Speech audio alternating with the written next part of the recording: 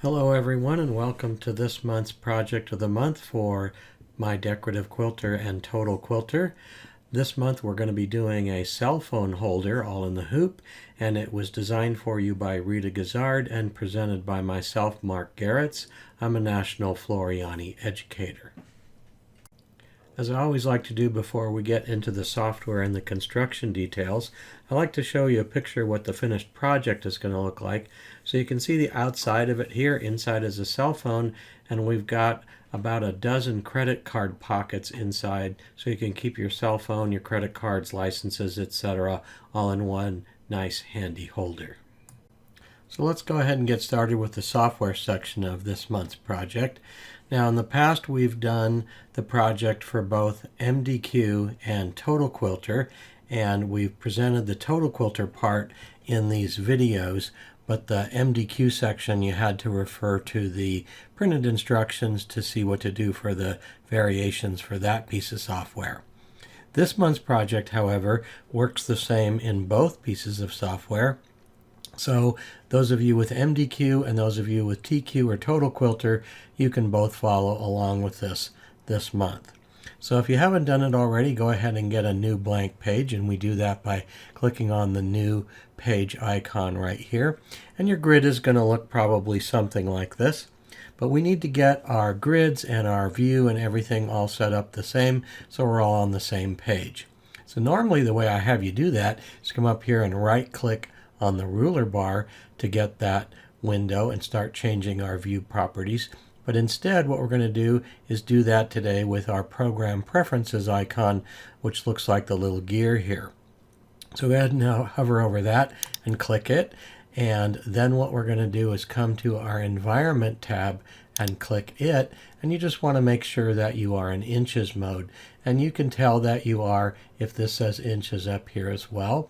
So if it's not inches, change it, and finally come and click the grid tab here, and this is where we're going to set our grid properties, and this is exactly the same window as if we right clicked up here. You want to set your horizontal and your vertical grid spacing to 1/4 of an inch, so 0.25. We're going to set our grid major horizontally to 4, but we want to set our vertical to 8. So I'm going to come here and type in 8. You want to make sure that snap to grid is checked. The rest of these are unchecked. And normally we show the grid as dashed lines. And if you want to, you can go ahead and leave it that way. But just to switch things up a little bit for this month's project, we're going to change the grid to solid lines. So just click solid lines. Click OK, and you can see our grid looks a little bit different than normal.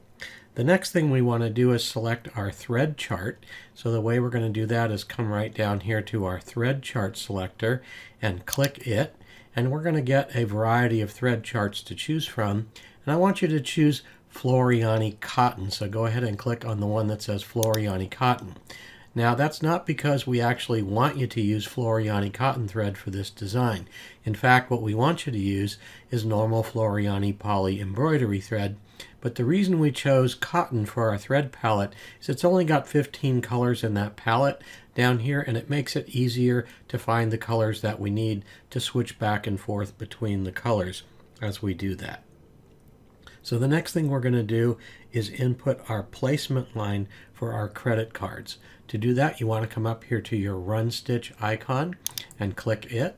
And then we're going to come over to our properties, because the first thing we're going to do is put in a placement line for our first piece of fabric. So we're going to change the stitch length from 2.5 to 4 because it doesn't need to be that tight of a stitch for a placement line. So go ahead and click apply. Then what we want to do is change our color to sky blue. So I'm going to click on sky blue. Now whatever I draw will come in that color.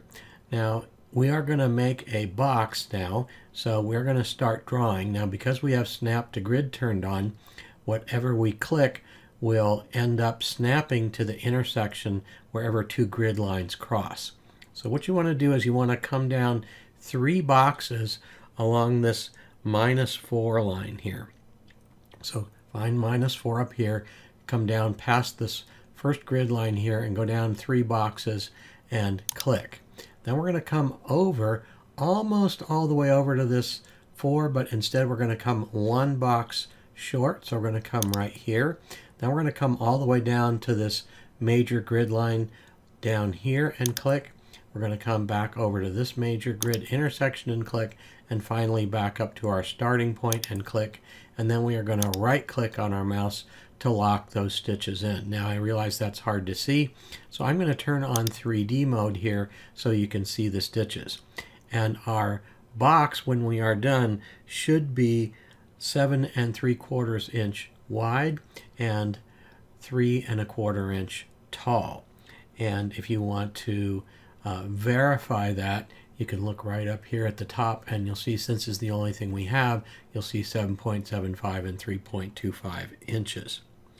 Now what we want to do is make our placement lines for our pockets.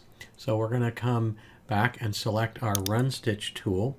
We're going to come down to our thread palette, and we're going to select light brown. And the reason we're going to select light brown is because we want to draw in those stitches, but we want them to be in a different color because we want to stop so we can put our fabric down after we do this placement line. So what we're going to do is come up here to this corner right here where we created it. So just click right on that corner, come down to the bottom corner and click. Then we're going to count over 3 boxes. So 1, 2, 3, again along that bottom line of stitches, and click. Come up to the top and click straight up. Now we're going to go over 2 boxes and click, and come down to the bottom. We're going to continue going over 2 boxes and alternating all the way. So come back over 2 boxes, down to the bottom, over 2 boxes, and then finally up here. And when you get right to here, you should be just beyond -1, and then right click to lock those stitches in. And for some reason they did not go in brown, so I'm going to select them, and I'm going to select brown again. So now they are brown.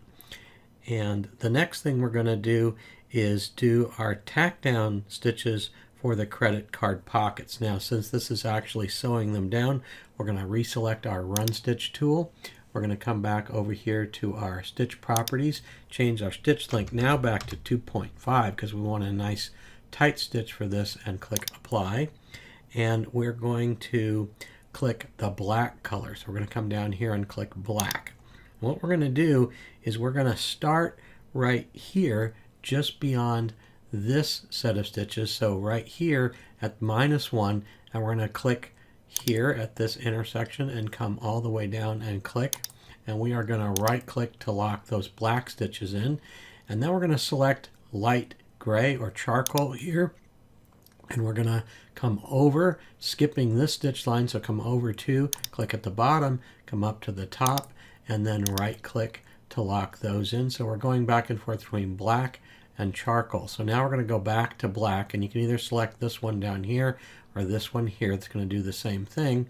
So we're going to click that. Since we ended up here, we're going to come over here and click, and come down and click, and we're going to right click to lock that in. And we're just going to keep repeating this, alternating the colors between charcoal and black. So I just did charcoal. I'm going to come back to black now, and I'm going to come down for this one. So right here, and right click, and then one last charcoal line. So I'm going to select charcoal. Now this one wants to be way over here, 1 box over from our edge. So we're going to click down here and come up here and click, and right click to lock that in. So now we have done our placement lines and our tack down lines for our pockets. Now what we need to do is select our Run Stitch one more time. So I'm going to select my Run Stitch tool, go back to my properties of 4 because we're going to do placement and tack down for our lining, and we're going to click apply. And we're going to select sky blue one more time, so I'm going to select it down in here. And then what I'm going to do is draw kind of a U shape, kind of like this box that we had, except it's not going to quite be on the box all over the place. So up here, we're going to be right on the box. So we're going to click. We're going to come all the way over to where this box was before. So we're going to click right here. And we're going to come not all the way down, but we're going to be 1 click up. So 1 box up, and then all the way back over to here, and click, right click to lock that in. So now we've got a placement line that's a little bit inset on the bottom from our previous one.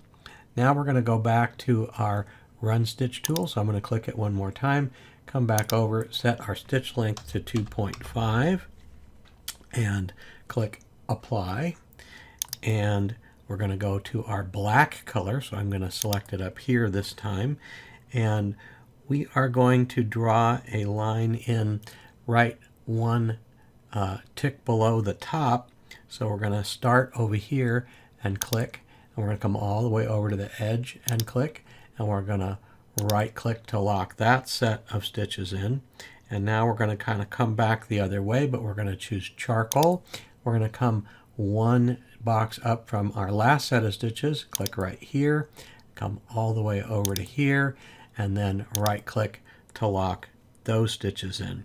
So that completes the basic pattern for this half of the design, but we're actually going to create this same design down here in a mirror image.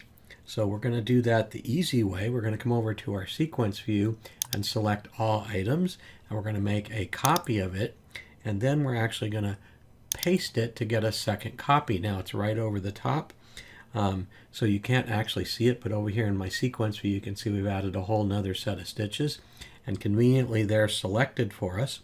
We actually want to flip those horizontally, so I'm going to come up to my flip horizontal icon right here and click it. So now you see they're flipped over to the right side, and then we're going to move them. We're going to drag them down to where they're 1 inch below where our previous design was. So if we want to move it, we want to make sure wherever we have the cursor that we got that little hand icon. You can see if I'm over the stitches, I get the hand. If I'm over the center, I get the hand. I like to do it in the center, so I'm going to click there, hold down my mouse, and drag this down to where I'm 4 boxes below it, but it's lined up. So I'm going to line it right up there on that and let off the mouse, and that's going to give us our second set down here.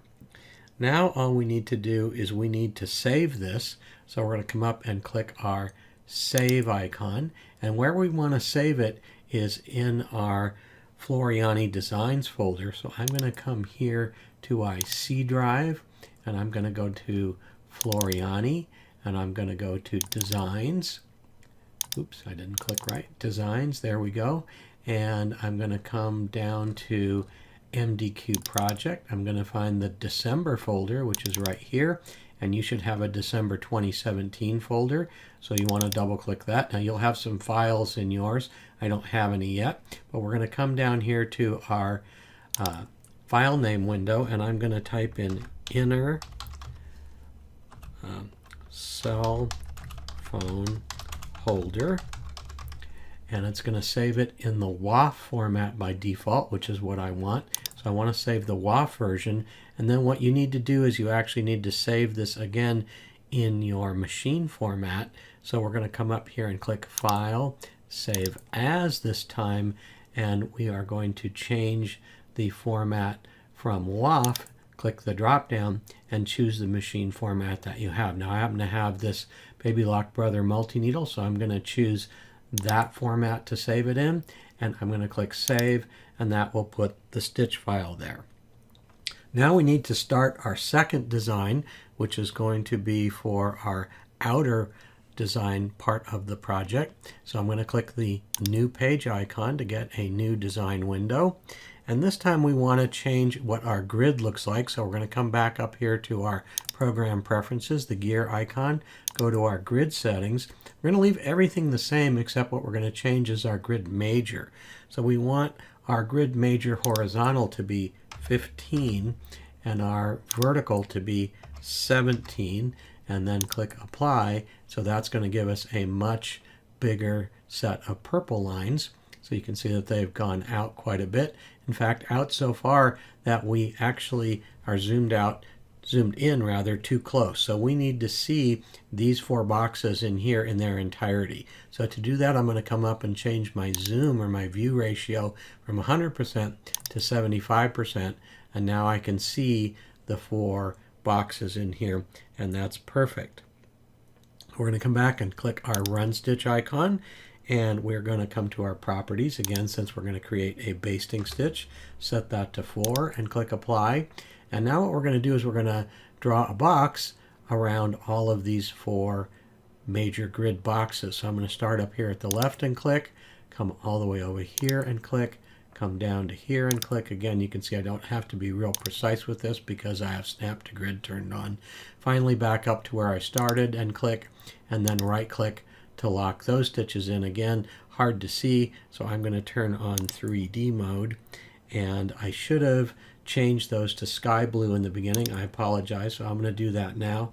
I'm going to click them, and I'm going to change to sky blue. So now it follows what you can see in the printed instructions, although the printed instructions we would have had you change them to sky blue first. But if you forget, you can do what I just did and change them afterwards.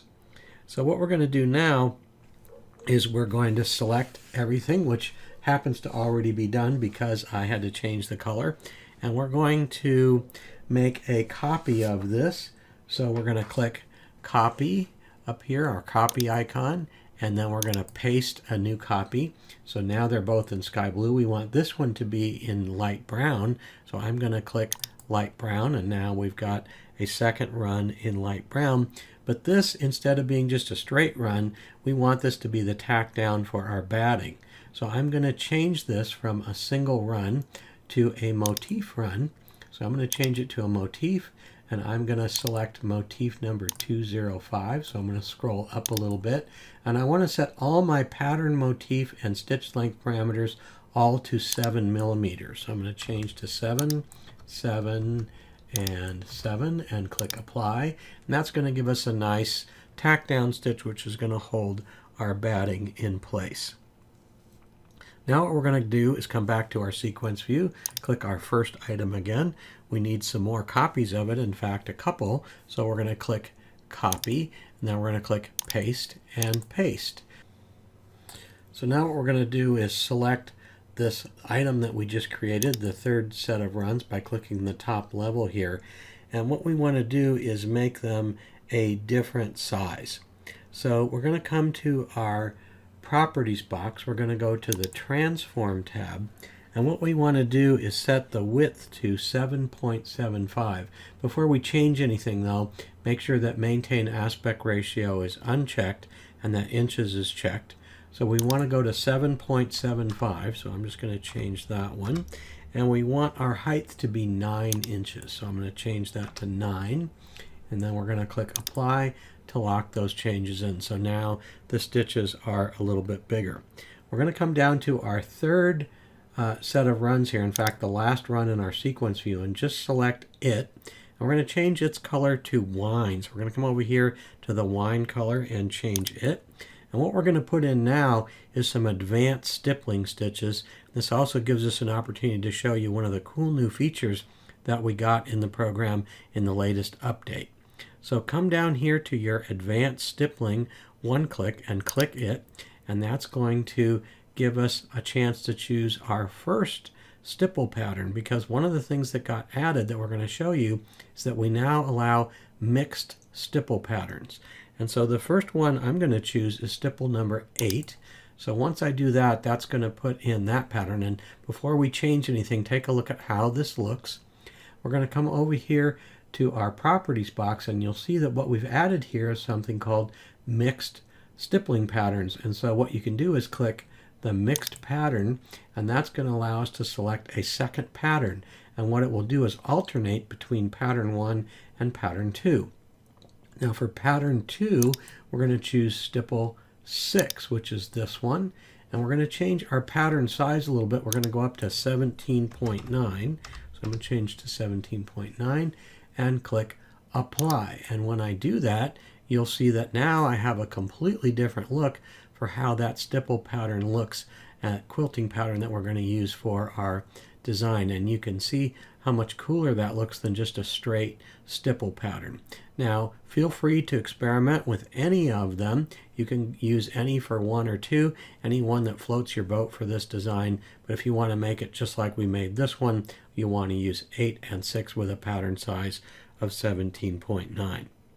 So all we need to do now to finish this up is to put in one more set of stitches. So we're going to come back up here and click our very first item.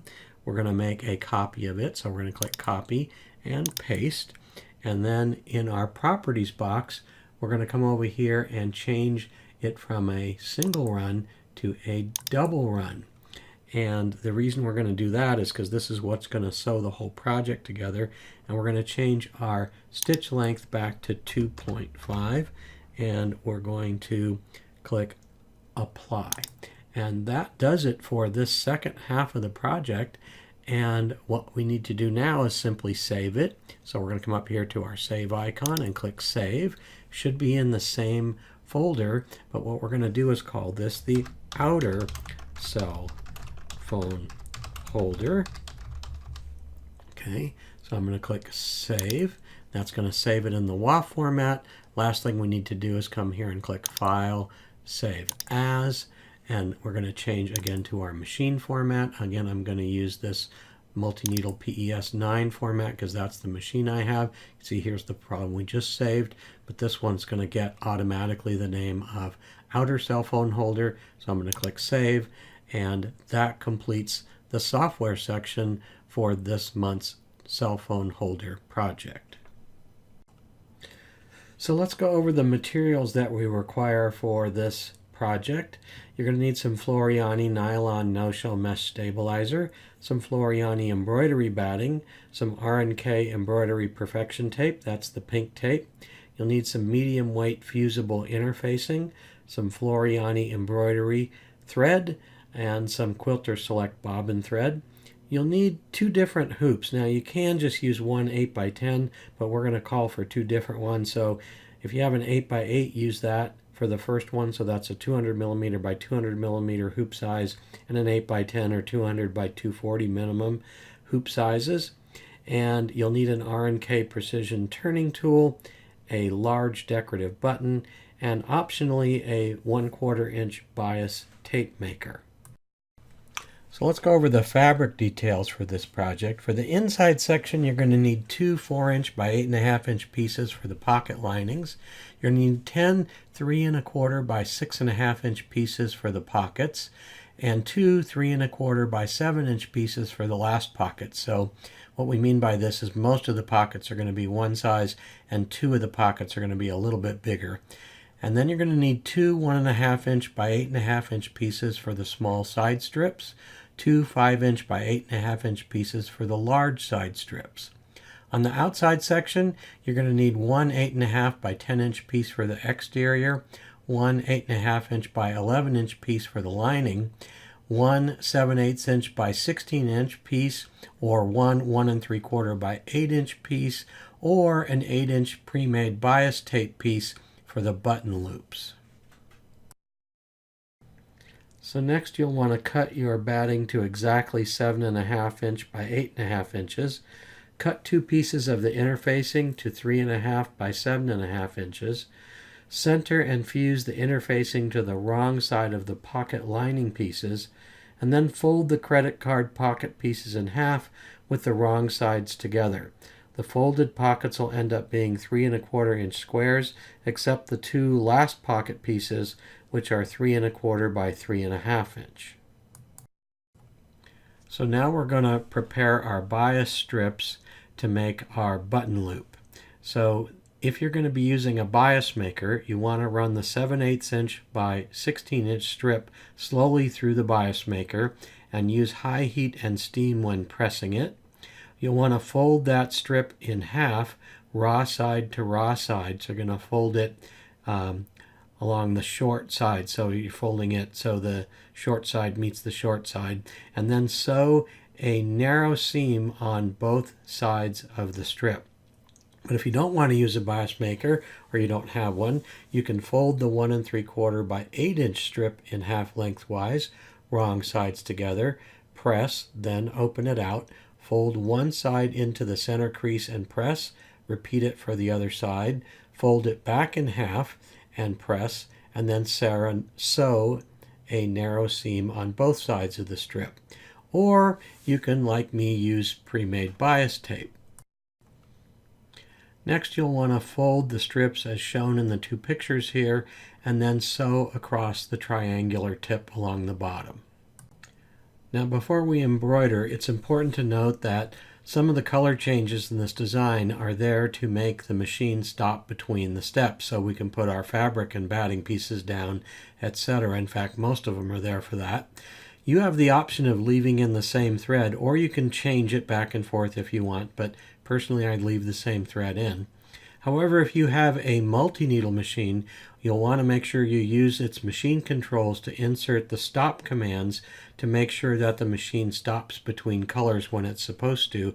Otherwise, it'll just go on to the next color and you won't be able to put your fabric down. Now we're going to start embroidering the first part of our project. You'll want to load the inner cell phone holder design into your machine, hoop a piece of Floriani nylon no-show mesh up nice and tight, and attach the 8x8 hoop to the machine. Stitch out the first color, which will be the placement lines for the back of pocket fabric. Next, you'll want to place the 4" by 8.5" back of pocket fabric piece right side up along the lower horizontal stitch line and 1/4 inch to the left of the leftmost vertical stitch line. Then you'll want to stitch the next color to stitch the pocket placement lines. Place a folded pocket, folded edge to the right, on the stitch line farthest to the right. The bottom edge of the pocket is up against the bottom of the back of pocket fabric. Next, you'll stitch the next color to sew the pocket down. Line up the next pocket just like we did the other one, except use the next placement line and then stitch the next color to sew that pocket down. Now you'll want to repeat that process for the next 3 pockets, so we'll have a total of 5 down. Now we're going to repeat that process one more time, except this time we're going to use that bigger pocket. Go ahead and stitch the next color out, which will be the placement line for our flaps. Next, we're going to center the 1.5" by 8.5" fabric strip right side down along the top part of the placement line, and then stitch the next color to sew it down. Next, you want to center the 5" by 8.5" fabric piece right side down along the bottom of the placement line, and then stitch the next color to sew it down. Now we're going to repeat everything we just did, starting with the second back of pocket fabric placement line, but in mirror image down below. This is going to create a second set of credit card pockets below the first set. Now you can remove the project from the hoop, cut away any excess no-show mesh. Now we're going to cut the 2 sections apart, and we're going to trim the batting to the pocket edges on the large flap side. So flip the flap up out of the way, trim off the excess batting even with the fabric, and then press both flaps open. Now for both sections, fold the large flaps around to the back snugly and press them. Now you want to place one folded edge at 4 inches away from the cutting edge of a ruler. A Quilter Select ruler is ideal for this as it measures right to the edge, so there's no extra ruler hanging out there to worry about. Once you get it lined up, trim away the excess fabric from the raw edge, and it'll make the resulting section 8.5 inches tall by 4 inches wide. When you get one done, repeat it for the second section. Now we're going to continue on with the second half of the design, so you'll want to load the outer cell phone holder design into your machine. Hoop a piece of no-show mesh, this time in an 8 by 10" hoop minimum, and stitch the placement line for the batting. Center the batting within the placement lines and stitch the next color to tack down the batting. Next, we're going to center the 8.5" by 10" fabric piece right side up over the batting and stitch the next color to tack down the fabric. If desired, now would be a good time to change the thread to a color that coordinates with your fabric, because we're going to do our quilting stitches next. So stitch the next color for the quilting stitches. Center the button loop horizontally along the bottom, and you want the tip to be 2.5 inches from the bottom stitch line. Tape it to secure, but make doubly sure that the tape is nearer to the top to avoid stitching through it. Next, you'll want to center the credit card section card sides down along the top and bottom edge of the stitch lines. Make sure you get them aligned the same. And you want to tape them to secure, like you can see in the picture here. And if you want to, the holder can become a wristlet by attaching a strap at the green arrow using the same kind of technique as we used to make the button loop, but of course you'll want to make it longer. Stitch the next color to double stitch the sections together, but as it starts to stitch that top line of stitching, you'll want to stop it up there around where the green arrow is by pressing the stop button or the start button, however you stop your machine, on the first pass across the top. Now what you want to do is fold the 11 by 8.5 inch strip up 1/2 inch on the wrong side and press, and fold in another 1/2 inch and press. So you got kind of a double fold seam on one side. You'll want to place that folded edge right side down 1/8 inch away from the top stitch line, and then start up your machine again to continue the stitching. Now you can remove the design from the hoop and trim 1/4 inch around all sides, then trim off the corners, and then turn the lining inside out using the R&K Precision Turning Tool in the corners. Turn the pockets inside out, again using the tool to poke them out, and then if desired you can stitch or glue the gap closed and then press it flat. Next, fold it in half with the pockets together and press it. Then line up the button to the loop and sew in place, and that completes the project. All you got to do is put your cell phone and credit cards in and enjoy it. So I want to thank everybody for attending. We hope you'll use this video along with the printed PDF instructions to recreate this project at home, and be sure to come back next month for our next project.